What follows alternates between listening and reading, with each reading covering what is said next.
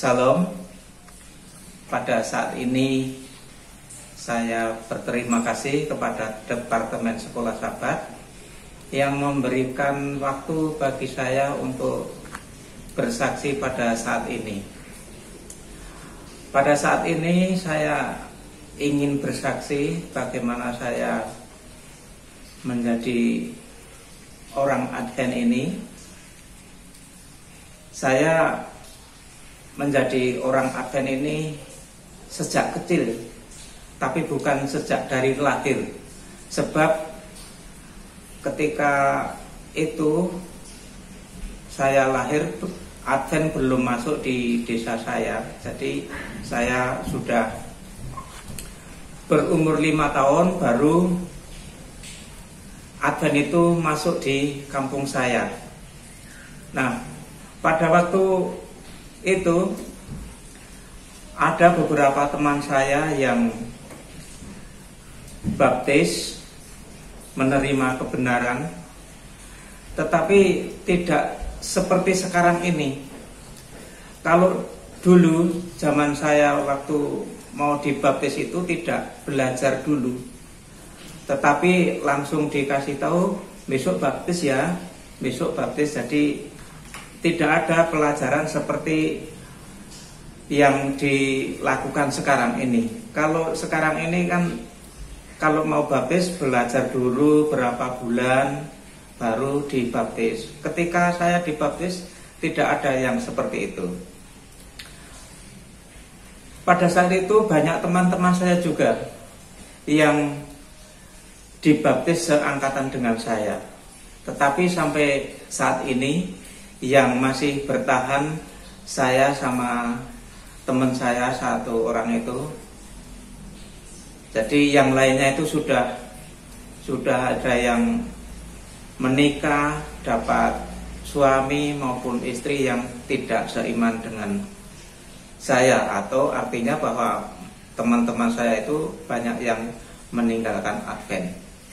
Padahal mereka itu masih di kampung saya. Jadi mereka itu hanya kembali lagi menjadi, ya kalau sekarang banyak yang menjadi Muslim. Jadi saya masih bersyukur kepada Tuhan pada saat ini saya tidak mengikuti jejak teman saya yang meninggalkan Tuhan melalui agama yang kita anut, yaitu Advent ini. Itulah kesaksian yang dapat saya sampaikan pada saat ini. Saya mengucapkan banyak terima kasih.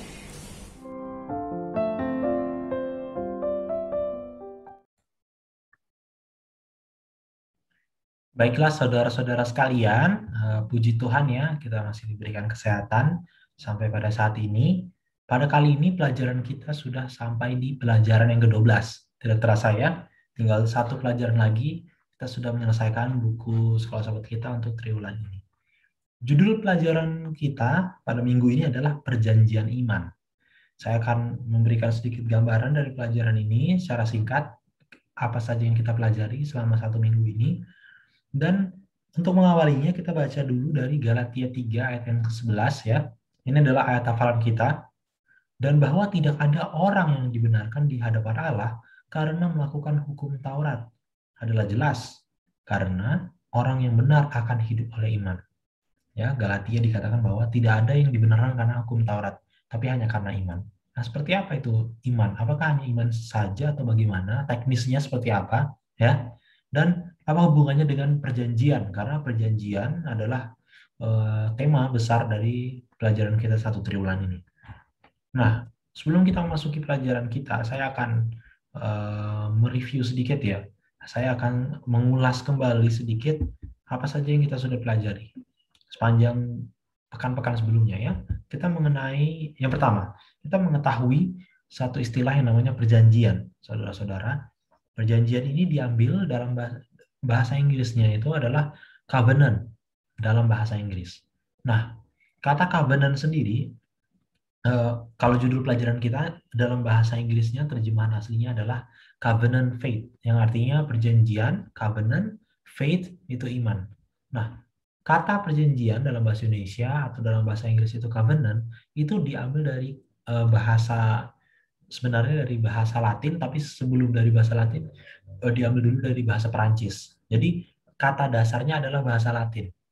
Nah, bahasa Latin adalah convenire. Nah, seperti itu ya. Ini saya nggak tahu benar pengucapannya atau tidak, tapi convenire ini berasal dari dua kata sebenarnya, yaitu con, yang artinya dalam bahasa Inggris itu with atau bersama, ya, con, dua kata, convenire, with, bersama, dan venire yang artinya perjanjian, ya, atau persetujuan. Jadi covenant atau perjanjian itu sebenarnya dari kata dasarnya adalah dengan persetujuan, dengan perjanjian. Nah, kalau kita bahas tentang perjanjian, satu tema besar perjanjian yang akan kita bahas dalam minggu ini, terutama itu adalah diawali dengan pertanyaan ini. Mengapa Tuhan menyelamatkan kita di bawah perjanjian legal? Ya, mengapa? Pertanyaannya sebenarnya, kenapa Tuhan menyelamatkan kita berdasarkan perjanjian? Perjanjian seperti apa? Ya, kalau kita mengetahui bahwa Tuhan menyelamatkan kita, menebus dosa kita, itu berdasarkan perjanjian. Dan perjanjiannya legal. Maksudnya apa? Perjanjian legal. Saudara-saudara, maksudnya adalah karena kita ini seorang yang sudah melanggar hukum, melanggar legalitas, melanggar hukum yang sudah dibuat oleh Tuhan. Ya, melanggar hukum yang membuat dosa. Nah, karena itulah Tuhan menyelamatkan kita itu harus di bawah hukum juga. Di bawah perjanjian yang berasas, berdasarkan hukum. Ya, karena kita di bawah perjanjian legal, karena kita tidak menuruti hukum, terbentuklah sebuah dosa, ya, dari Adam dan Hawa, dan sifat dosa itu diturunkan. Karena itulah Tuhan harus mendamaikan kita dengan dirinya sendiri, dengan Allah, ya, dan membuang dosa-dosa kita, membenarkan kita bukan karena penurutan hukum. Nah, itu dia uniknya. Kita dikatakan bersalah karena tidak menuruti hukum, tapi kita dibenarkan bukan karena kita menuruti hukum. Nah, seperti apa ini? Kita akan mempelajari nanti ya, satu minggu ini. Nah, beberapa penyelidik Alkitab ya, dan scholar dan orang-orang teologis bisa merangkumkan beberapa perjanjian dalam Alkitab, ya, terutama di perjanjian lama. Ya, ada 7 peristiwa perjanjian yang utama, walaupun sebenarnya ada banyak perjanjian mikro atau perjanjian kecil ya, tapi 7 perjanjian ini dikatakan perjanjian yang mendeskripsikan seperti apa itu perjanjian dengan Allah sebenarnya. Nah, yang pertama adalah perjanjian Eden, ya, kita semua tahu ya, janji terhadap Hawa ya dengan ular.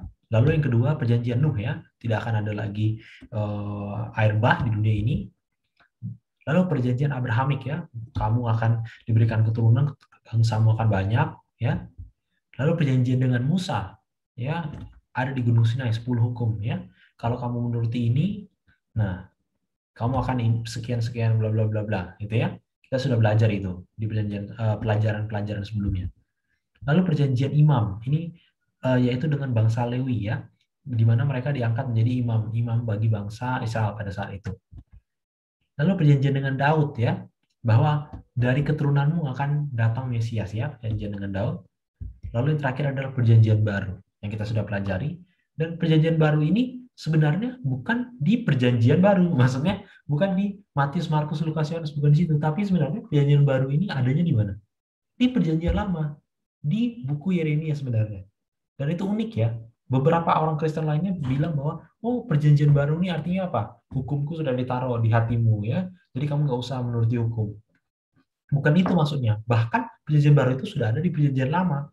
Bukan ketika Yesus datang, tapi sebelum Yesus datang sudah ada perjanjian baru.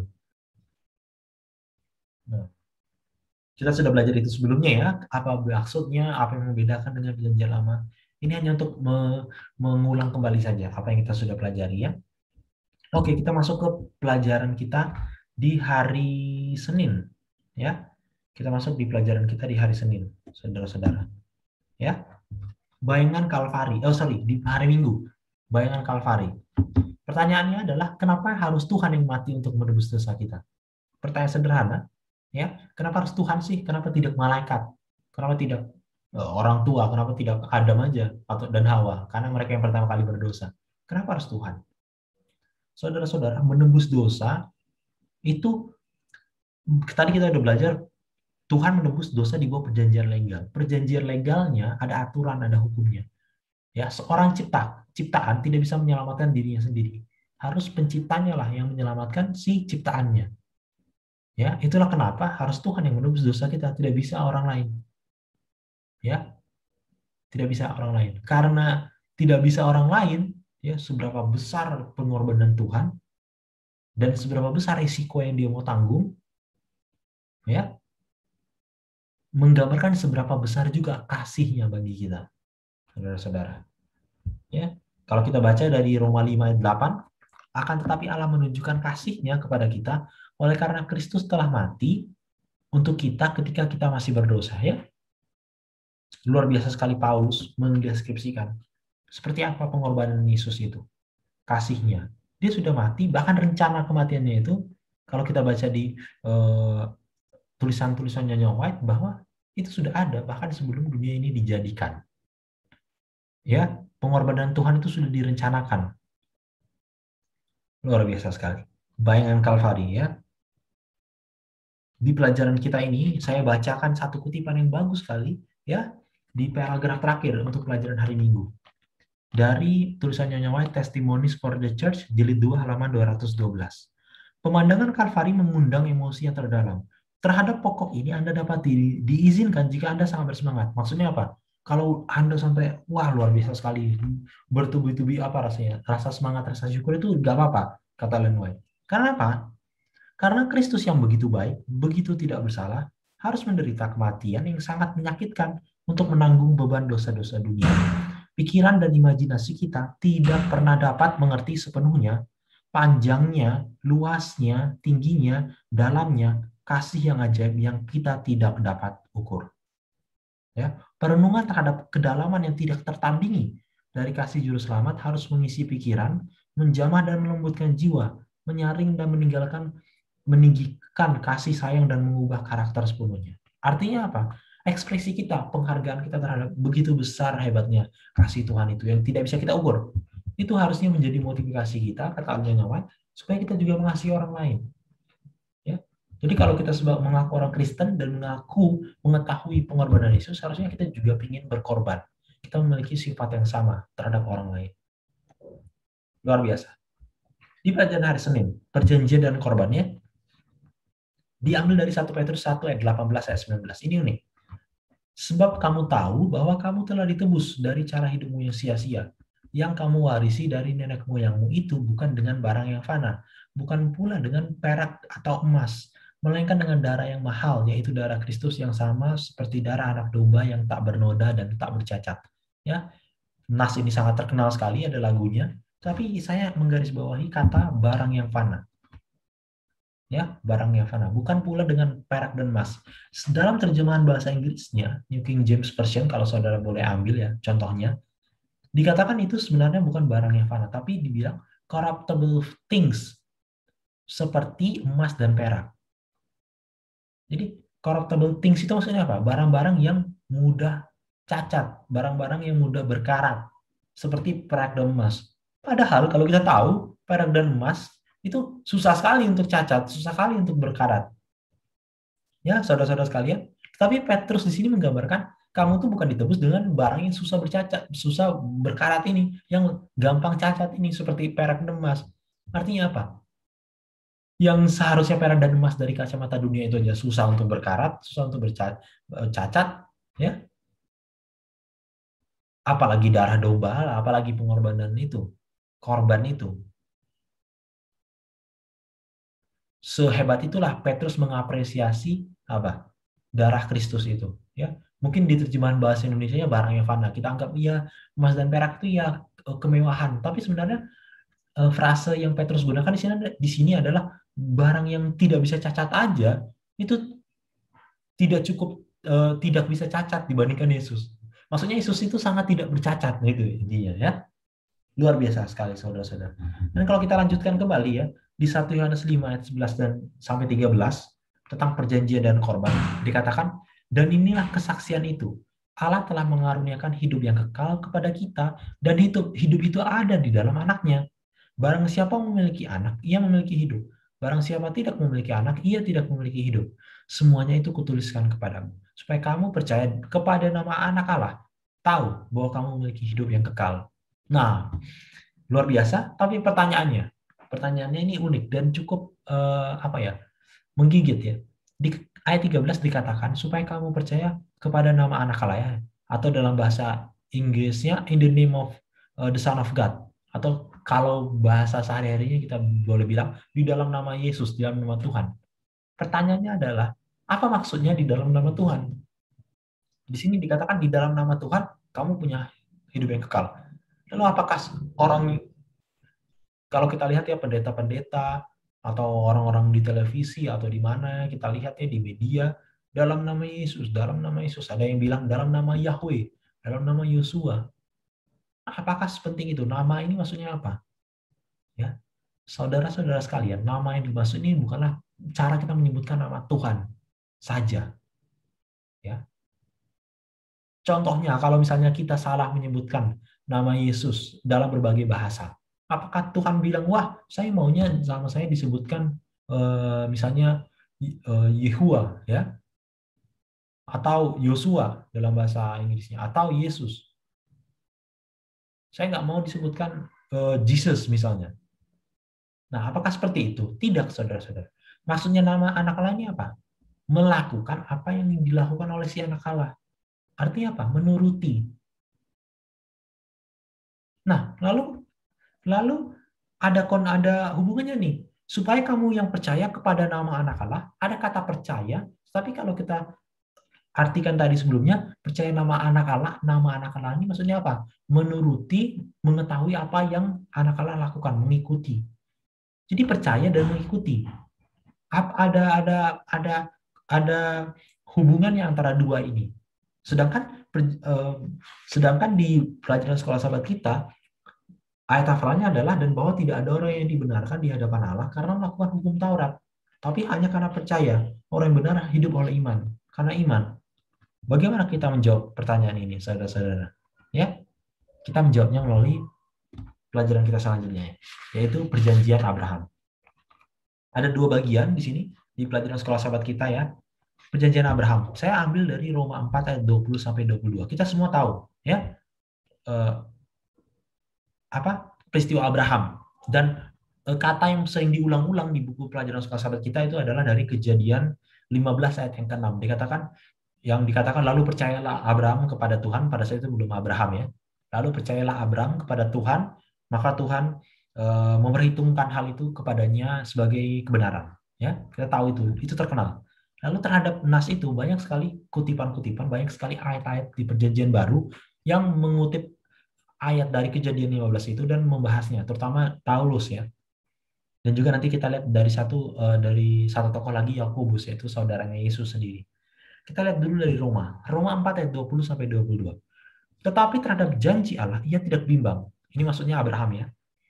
Karena ketidakpercayaan, malah ia diperkuat dalam imannya dan memuliakan Allah dengan penuh keyakinan bahwa Allah berkuasa untuk melaksanakan apa yang telah ia janjikan. Karena itu hal ini diperhitungkan kepadanya sebagai kebenaran ya. Ini untuk menjustifikasi.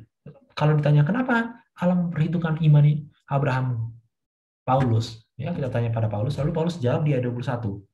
Ya, karena dia tidak takut, dia tidak bimbang, lalu apa? Dengan penuh keyakinan Allah berkuasa untuk dia yakin bahwa Tuhan itu mampu. Ya, saudara-saudara sekalian, di kehidupan kita, seberapa sering kita ragu bahwa Tuhan itu tidak mampu? Tuhan sudah berjanji, saya bisa mengampuni dosamu. Tapi kita terus dalam rasa bersalah. Tuhan sudah berjanji, kamu tidak usah takut. Orang benar tidak pernah kulihat ya. Daud bilang orang benar tidak pernah kulihat anak dan cucunya meminta-minta roti. Ya. Tapi kita masih takut, tidak cukup makan, tidak cukup minum. Nah, iman Abraham ini adalah apa? Dia yakin bahwa Tuhan itu mampu dan melaksanakan apa yang telah ia janji. Jadi kalau Tuhan sudah janji, mindset kita, pikiran kita adalah Tuhan mampu melaksanakannya, karena Tuhan bisa melakukan apapun. Nah, itu dari Paulus. Tetapi kita lihat dari Yakobus. saudara-saudara. Ya, kalau boleh sebagai catatan, Yakobus ini adalah salah satu buku yang sebenarnya tidak disukai oleh, bukan tidak disukai, kurang diminati atau bahkan diragukan validitasnya, diragukan keasliannya oleh reformator gereja, yaitu Martin Luther ya. Karena Martin Luther percaya bahwa hanya karena iman, ya.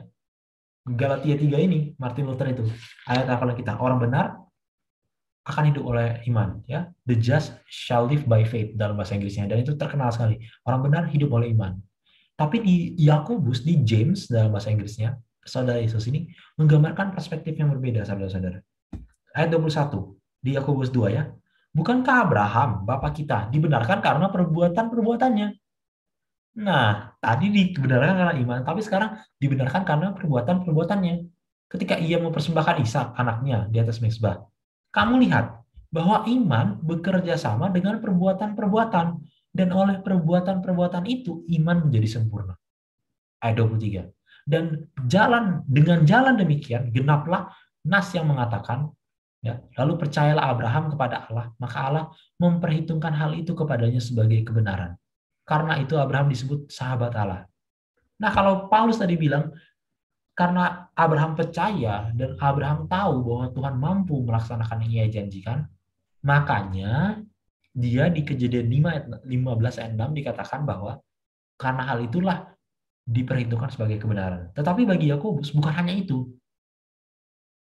Abraham itu diperhitungkan kepercayaannya sebagai kebenaran dan disebut bahkan anak Allah, sahabat Allah, sahabat saudara-saudara Allah. Karena apa? Karena bukan hanya imannya, tapi ia melakukan yang ia percayai karena perbuatannya. Kalau saja Abraham percaya saja, ya saya Tuhan percaya, tapi Tuhan taruh silakan Ishak korbankan. Ujian Abraham percaya bahwa ia akan ada anak di usia yang tidak mungkin bagi manusia.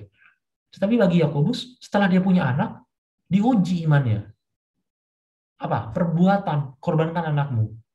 Penurutan. Lalu kita bertanya, kok bisa Abraham semental itu, kok bisa ada orang gila seperti Abraham? Ya, sudah susah dapat anak, lalu disuruh korbankan. Jawabannya saudara-saudara ada di Ibrani 11 ayat 17 sampai 19. Ya, karena iman maka Abraham tatkala ia dicobai mempersembahkan Ishak, ya. Karena iman ia mempersembahkan Ishak. Nah, ini. Karena iman dia penurutan, dia melakukan. Ia yang telah menerima janji itu rela mempersembahkan anaknya yang tunggal, ya. Ini sekali lagi adalah alegori dari Yesus sendiri, ya. Walaupun kepadanya telah dikatakan keturunan yang berasal dari Ishaklah yang akan disebut keturunanmu. Bukan dari yang lain. Bukan dari Ismail. Tapi dari Ishak. Tapi kalau Ishak ini mati, ya nggak ada lagi dong dari Ishak. Ya, kenapa bisa seperti itu? Ayat 19. Luar biasa sekali, saudara-saudara. Karena ia berpikir, ini di pikiran Abraham ya, oh kalau Tuhan itu mau saya korbankan Ishak, Tuhan itu juga mampu membangkitkan orang-orang sekalipun dari orang mati. Jadi di pikiran Abraham, ya udahlah, kalaupun Tuhan suruh saya korbankan Ishak, toh Tuhan sudah janji dari Ishak ini, jadi nggak mungkin dari yang lain. Jadi di pikiran Abraham pasti Ishak ini hidup. Lalu dia percaya, bagi Tuhan tuh Tuhan bisalah bangkitkan orang mati. Gila ya. Padahal kalau kita baca Abraham itu kejadian, kita tidak tahu ya catatan sejarahnya, tapi di Alkitab sendiri peristiwa-peristiwa orang mati itu di mana? Kebanyakan setelah Abraham ya, Elia, janda di Sarfat, ya itu setelah Abraham semua. Sebelum Abraham apakah ada membangkitkan orang mati di Alkitab? Mungkin di realnya, karena itu 4.000 tahun ya perjanjian lama. Kita tidak tahu setiap peristiwanya. Tapi bagi Abraham dia percaya bahwa Tuhan itu mampu. Kalau Tuhan berjanji dari Ishak, ya udah kalau Ishak mati, ya Tuhan bangkitkan lagi. Karena tidak bisa dari yang lain. Luar biasa. Karena imannya dia menurut. Jadi harus dua, bekerja sama dengan iman. Ya. Karena baru dari Yakobus itulah dapat suatu, di ayat seterusnya baru kita dapat suatu ayat yang kita ingat sekali ya, iman tanpa perbuatan mati ya, tidak berguna, hampa. Ya. Kita sudah sampai di penghujung pelajaran kita, saudara-saudara. Judulnya adalah bertumpu pada janji-janji. Ya. Bertumpu pada janji-janji. Ibrani 11 ayat 17 sampai 19. Saya akan gambarkan dua peristiwa bertumpu pada janji-janji. Ya, peristiwa yang pertama adalah Hana. Samuel, kita tahu semua ceritanya, tidak punya anak, lalu dia menangis di gereja, dalam bahasa sehari-hari kita sekarang ya, rumah ibadat. Lalu saking hebatnya nangis, Imam Eli pikir dia mabuk. Lalu ditanya, kenapa kamu mabuk-mabukan? Dia bilang, oh saya tidak mabuk, saya cuma berdoa. Lalu kata Imam Eli, jawabannya di ayat 17. Jawab Eli, pergilah dengan selamat, dan Allah Israel akan memberikan kepadamu apa yang kau minta daripadanya. Udah sana-sana pergi, kamu sudah berdoa, kamu percaya, Tuhan akan kasih. Padahal Eli nggak tahu ini orang doain apa, ya. Ayat 18. Sesudah itu berkatalah perempuan itu, Hana, biarlah hambamu ini mendapat belas kasihan daripadamu. Respon yang sama, saudara-saudara, kalau saudara perhatikan dengan Maria. Pada saat dinubuatkan akan punya anak, ya. Biarlah hambamu ini mendapat belas kasihan daripadamu. Pada saat Maria menjawab malaikat, ya. Lalu keluarlah perempuan itu, ia mau makan dan mukanya tidak muram lagi. Nah, pertanyaannya saudara-saudara, mengapa Hana gembira? Apakah dia sudah bertemu suaminya? Belum, masih di gereja ini, belum bertemu suaminya. Apakah dia langsung mengandung? Karena dia belum bertemu suaminya, gimana mau mengandung? Dari mana Hana gembira? Hana gembira karena dia apa? Bertumpu pada janji oleh Imam Eli tadi. Dia yakin, oh ya sudah, Imam Eli sudah bilang dari Tuhan jawabannya memberikan kepada saya, ya udah.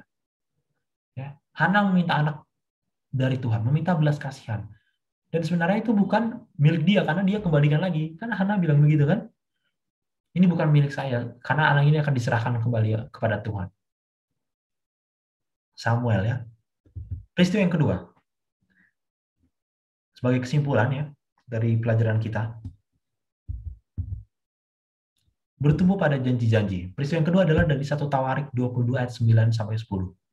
Ini tentang Salomo, ya. Nubuat tentang Salomo. Sesungguhnya seorang anak laki-laki akan lahir bagimu. Ini dikatakan Daud oleh Nabi Nathan. Ia akan menjadi seorang yang dikaruniai keamanan. Aku akan mengaruniakannya keamanan kepadanya dari segala musuhnya di sekeliling. Ia akan bernama Salomo, ya. Sejahtera dan sentosa akan kuberikan atas Israel pada zamannya. Salomo itu baru ada, kalau kita perhatikan ada titik koma, artinya nama Salomo itu artinya dari kata dasar shalom, ya, damai. Makanya diteruskan dijelaskan sejahtera dan sentosa, damai, ya, keamanan. Ayat 10. Dialah, siapa dia ini? Salomo lah yang akan mendirikan rumah bagiku. Jadi Tuhan bilang Salomo ini akan mendirikan rumah ibadat. Karena Daud tangannya sudah terlalu banyak perang, ya, pada saat itu. Dia tidak pantas. Nah, lalu pertanyaannya, apa yang Daud lakukan, saudara-saudara? Kalau kita baca setelah itu, Daud ngapain? Apa yang Daud lakukan? Daud mengumpulkan material, mempersiapkan material untuk membangun rumah. Padahal bukan dia yang akan membangun rumahnya. Luar biasa, ya, Daud ini. Dia percaya, wah, puji syukur, anak saya yang akan bangun rumah. Ya sudah, saya bisa bantu apa? Saya kumpulkanlah, saya bantu mempersiapkan materialnya. Luar biasa sekali, saudara-saudara. Karena imannya terhadap janji Tuhan, kalaupun bukan dia yang mendirikan rumah, dia melakukan sesuatu apa yang dia bisa bantu. Iman dan perbuatan. Bukan karena perbuatan dibenarkan, tetapi karena iman dibenarkan. Tapi iman tanpa perbuatan mati, karena perbuatan menunjukkan iman kita terhadap Tuhan. Ya, saya akan baca kutipan terakhir, ya, dari pelajaran hari Rabu tadi tentang iman Abraham di paragraf paling terakhir. Kebenaran besar bahwa dinyatakan benar bukan karena tindakan yang kita dapat lakukan, tetapi oleh karena iman kita dalam apa yang Yesus telah perbuat kepada kita. Ini adalah inti dari frasa kebenaran oleh iman, ya. Tetapi bukanlah iman kita sendiri yang menjadikan kita benar, tetapi iman adalah mesin di mana kita mendapatkan pemberian kebenaran. Intinya, inilah keindahan rahasia dan kemuliaan kekristenan yang kita percaya bahwa sebagai orang Kristen, sebagai pengikut Kristus berakar dari konsep ajaib ini. Melalui iman, saudara-saudara, melalui iman, kita diperhitungkan benar di pemandangan Allah. Semua yang mengikuti penurutan, penyucian, kesucian, perkembangan tabiat, kasih haruslah berasal dari kebenaran penting. Jadi penurutan berasal dari iman. Kalau tidak punya iman, tidak bisa menurut, tidak bisa kasih, tidak bisa suci, tidak bisa kembangkan tabiat. Harus punya iman. Luar biasa perjanjian kita, pelajaran kita tentang perjanjian iman. Perjanjian didasarkan atas iman. Iman di ataskan dasar perjanjian. Ya, iman tanpa perbuatan adalah mati, tapi perbuatan kita tidak membenarkan kita. Iman kita yang membenarkan kita. Karena kita percaya bahwa Tuhan sudah melakukan lebih dulu. Ya, Tuhan sudah melakukan lebih dulu untuk kita. Karena kalau kita ingat, saudara-saudara, di perjanjian kita, di pelajaran kita sebelumnya, bahwa pada perjanjian itu yang menginisiasi siapa? Bukan manusia, tapi Tuhan. Jadi sekian pelajaran kita pada minggu ini untuk pelajaran ke-12. Bisa saudara-saudara baca kembali hal-hal yang terlewatkan mungkin dari video yang singkat ini untuk mempersiapkan diri kita di pelajaran terakhir minggu depan di triwulan ini. Terima kasih, Tuhan Yesus memberkati kita semua.